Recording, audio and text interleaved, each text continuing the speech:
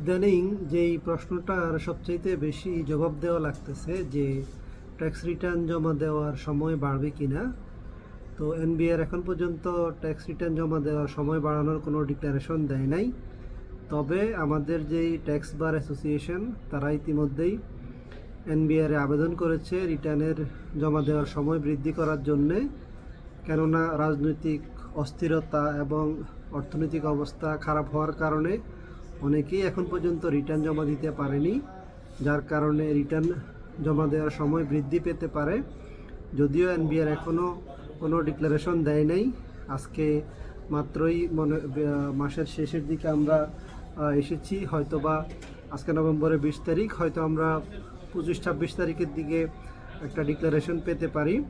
তবে সময় বৃদ্ধি হওয়ার সম্ভাবনাই বেশি।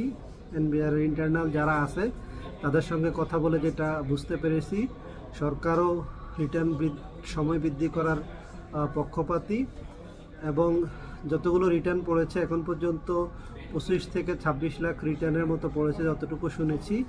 এর বেশিরভাগই রিটার্ন জিরো রিটার্ন পড়েছে, এবং এবার যেহেতু শতভাগ অনলাইনে রিটার্ন জমা দিতে হচ্ছে, তাই রিটার্ন জমা দেওয়ার হার তুলনামূলকভাবে বেশি, এবং অনেকেই সহজ হওয়ার কারণে অনলাইনে নিজের রিটার্ন নিজেই জমা দিচ্ছে।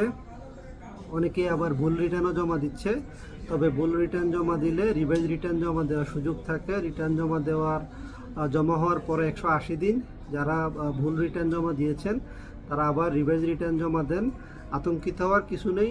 সময় বৃদ্ধি পেলেও আপনাকে রিটার্ন জমা দিতে হবে, না পেলেও দিতে হবে। তাই যদি আপনার পেয়েবল বা ট্যাক্স দেওয়ার মতো কোনো অ্যামাউন্ট না থাকে, বা আপনাকে যদি আর নতুন করে অর্থ দিতে না হয়, হয়তোবা আপনার স্যালারি অথবা বিজনেস থেকে যদি ট্যাক্স কেটে রাখে, তাহলে শেষ সময়ের জন্য অপেক্ষা না করে বা সময় বৃদ্ধির জন্য অপেক্ষা না করে দ্রুতই রিটার্ন জমা দিয়ে দিন। তাহলে আপনার একটা টেনশন কমবে, কারণ যতক্ষণ না পর্যন্ত আপনার রিটার্ন জমা হচ্ছে ততক্ষণ পর্যন্ত আপনার মধ্যে একটা টেনশন থেকেই যাচ্ছে। তাই আপনার যদি রিটার্ন জমা দেওয়ার ইচ্ছা থাকে সঠিক সময়ে দিয়ে দিন। আরও 10 দিনের মতো সময় আছে, যেহেতু এখানে অফিসে যাওয়ার কোনো ঝামেলা নাই, শুক্রবার শনিবার নাই, সামনে আগামী 2 দিন বন্ধ আছে। বন্ধের দিনে বসে নিজে রিটার্নটি জমা দিয়ে দিন।